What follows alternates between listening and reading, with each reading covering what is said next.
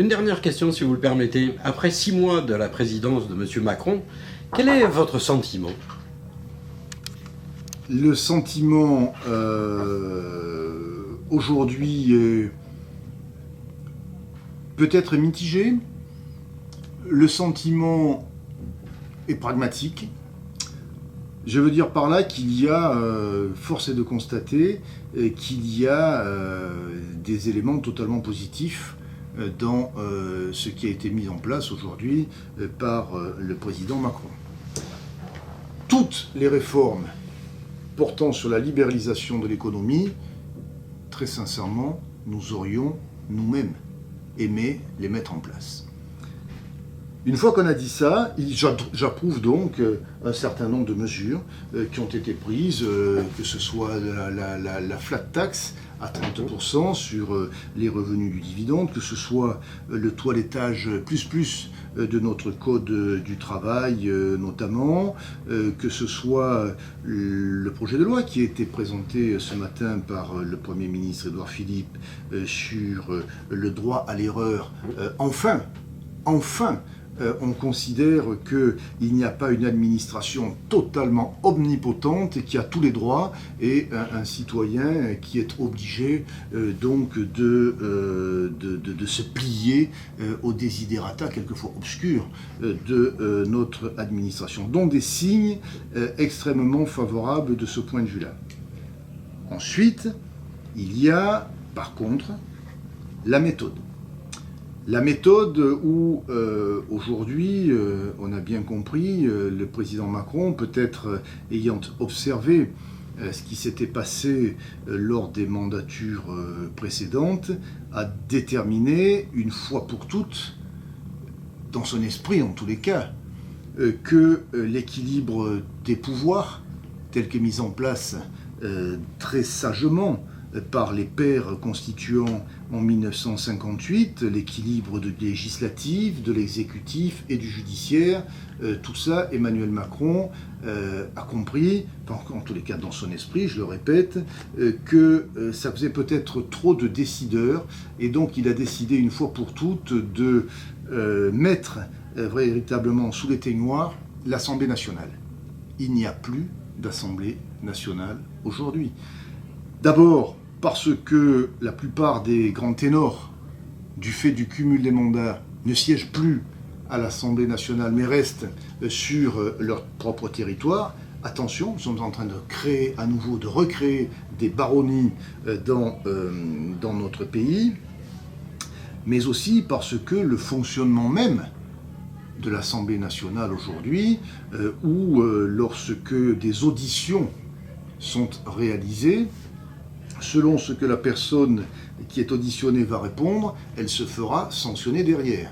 Donc regardez ce qui s'est passé avec le général de Villiers, chef des armées. Ça veut dire quoi concrètement? Ça veut dire qu'aujourd'hui les auditions ne servent plus à rien, puisque dans le meilleur des cas, les personnes disent qu'elles ne veulent pas répondre, ou, pire que ça, racontent des balivernes pour ne pas être inquiétées administrativement ensuite.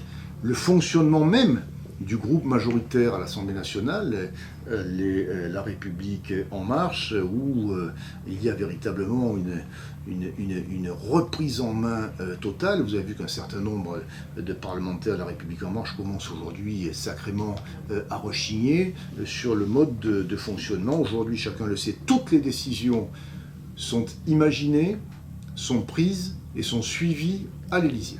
Alors, ça pose quand même un problème institutionnel. Encore une fois, dans notre pays et dans toutes les démocraties éclairées, lorsqu'il y a une présidence forte, ce qui doit être le cas de notre pays, je n'en disconviens pas, mais à toute présidence forte, il faut des contre-pouvoirs. Or aujourd'hui, dans ce pays, il n'y a plus aucun contre-pouvoir. Quand tout va bien, ça passe. Qui nous dit que tout continuera à aller parfaitement bien? Donc je crois qu'il faut revenir aujourd'hui à l'origine constitutionnelle de 1958 et faire en sorte que les pouvoirs de l'Assemblée nationale puissent être aujourd'hui revendiqués par les parlementaires, que la présidence de l'Assemblée nationale ne soit pas une présidence effacée comme celle qui est menée aujourd'hui par le président François de Rugy. Et je pense que nous devons véritablement veiller à ces respects institutionnels, parce que sinon nous courons à la catastrophe.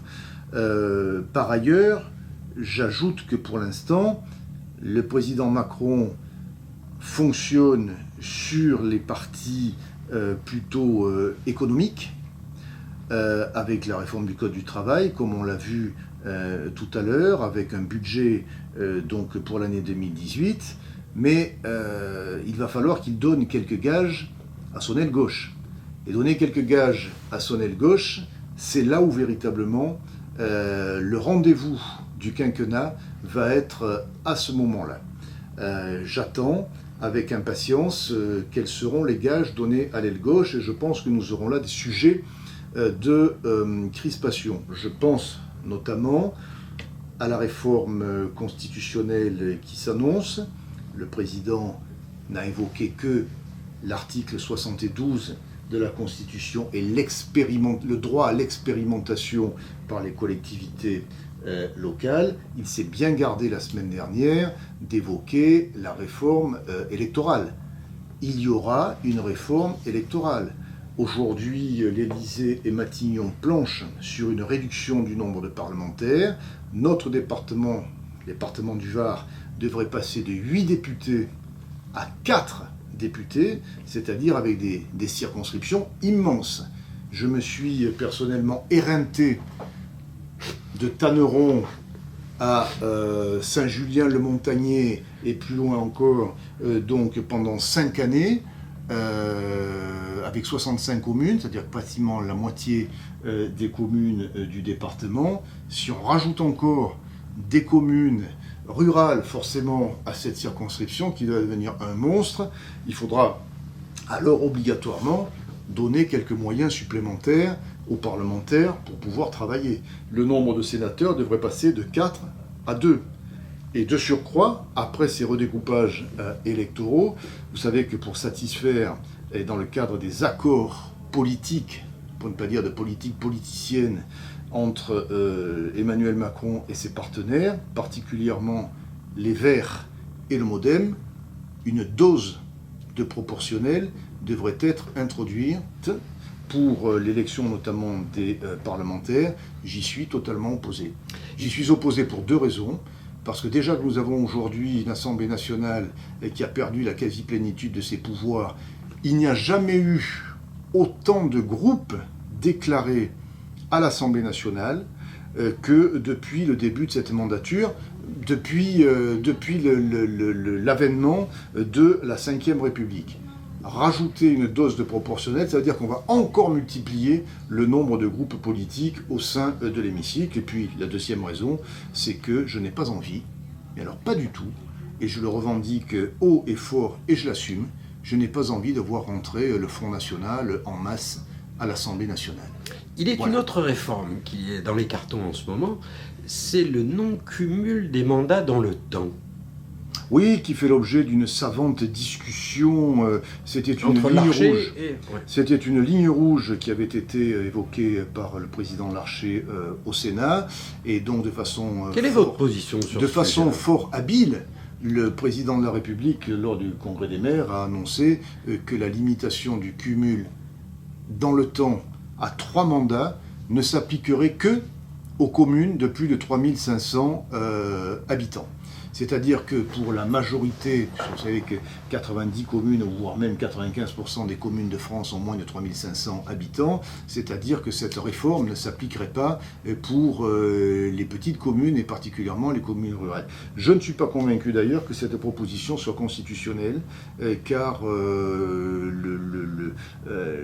la représentation populaire doit être la même que vous soyez dans une petite commune ou dans une grande commune. Donc on sent bien là qu'il y a d'ores et déjà des négociations qui sont lancées, qui sont menées avec les principales institutions, particulièrement le Sénat, et ça conforte, voyez-vous, ce que je vous disais. On va rentrer là dans le vif du sujet. Je pense que le président Macron a mangé son pain blanc, et c'est maintenant véritablement que les difficultés vont commencer.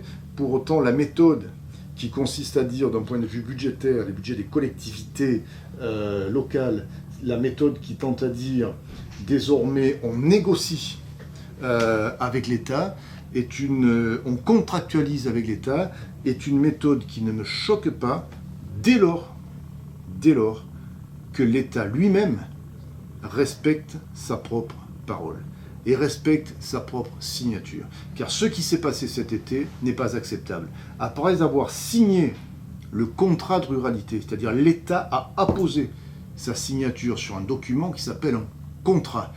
L'État est revenu sur cette signature par un décret pris dans le courant du mois de juillet. Et pour la communauté d'agglomération dracénoise, ce sont plusieurs centaines de milliers d'euros qui se sont évaporés entre la signature du contrat par monsieur le préfet et le décret qui a été pris. Ces méthodes-là ne sont pas acceptables. Il faut véritablement, si le président Macron souhaite aller vers une contractualisation, ce qu'on a appelé le pacte girondin avec les communes, il est absolument impératif que l'État respecte sa parole, car sinon, s'il n'y a plus de parole d'État, il n'y a plus d'État. Une dernière question, parce que je ne peux pas ne pas vous la poser. Vous n'êtes pas directement concerné, mais en tant qu'homme politique, vous allez pouvoir m'éclairer. Quand on supprime un impôt comme la taxe d'habitation et qu'on la remplace par une dotation de l'État, n'est-ce pas une manière habile de mettre les petites villes sous tutelle ? C'est le vrai sujet. Et là encore, il faudra bien voir ce que répondra le Conseil constitutionnel dans cette affaire. Il y a l'autonomie fiscale des collectivités qui est érigée comme règle absolue dans notre Constitution. Dès lors on reste sous la forme de dotations qui seront versées in fine par l'État, ça pose un problème, parce qu'on ne connaît pas encore véritablement les modalités. Une de ces modalités, en tous les cas telles que nous la connaissons, c'est que l'État pour l'instant dit « je rembourse à l'euro ». Oui, mais il n'a pas précisé si dans le temps, ça serait toutes les années, on allait faire retourner, on allait faire retravailler les calculettes. Parce que si l'État arrête la compensation à la date du 1er janvier 2017, et si 10 ans après, les compensations sont toujours sur la base du 1er janvier 2017, vous imaginez qu'entre-temps, puisque l'État pousse les collectivités à construire toujours plus, notamment de logements sociaux, vous imaginez qu'entre-temps, les constructions se seront donc développées. Vous imaginez qu'entre-temps, la population se sera développée. Nous sommes ici sur des zones d'influence à une progression de la démographie et qui est de 1,2% par an. Donc ça veut dire que 10 ans après, vous aurez plus de population, vous aurez plus de logements, mais vous aurez toujours les impôts de 10 ans avant. Là, il y a une précision qui est à apporter par l'État. Est-ce que c'est figé au 1er janvier 2017 ou est-ce que toutes les années, on procédera un peu comme lorsque l'on fait des recensements? Ça, c'est un vrai sujet. Le deuxième sujet, et je crois que le président de la République a commencé à le comprendre, mais je pense que là aussi il y a un problème de constitutionnalité. Quand vous faites porter l'incidence de la taxe d'habitation uniquement sur les 20% restants de la classe moyenne et la classe moyenne supérieure, il y a là une disparité totale. Et j'approuve par contre l'annonce du président de la République lorsqu'il dit qu'on va remettre tout ça par terre et que pour 2020, et pour 2020 c'est demain, pour 2020 il y aura une réforme totale de la fiscalité locale. J'approuve, ça fait 20 ans qu'on parle de révision des bases locatives et comme vous le savez, on n'y arrive pas. On n'y arrive pas parce que c'est une bombe ambulante, hein, cette révision des valeurs locatives. Donc je pense qu'effectivement, il faut remettre à plat la fiscalité locale avec peut-être un nouvel impôt en remplacement de celui sur la taxe d'habitation. Et puis peut-être vérifier là aussi, non pas vérifier, mais modifier le pacte financier entre l'État et les collectivités territoriales, c'est-à-dire réformer enfin. Ça avait été engagé par le gouvernement Valls, ça a été arrêté par le président Macron, mais je pense qu'il va falloir le remettre rapidement sur le tapis. Il faut absolument réformer les dotations globales de fonctionnement qui ne ressemblent plus à rien. Président, je vous remercie, je vous dis à très bientôt. À très bientôt, merci Monsieur Genot.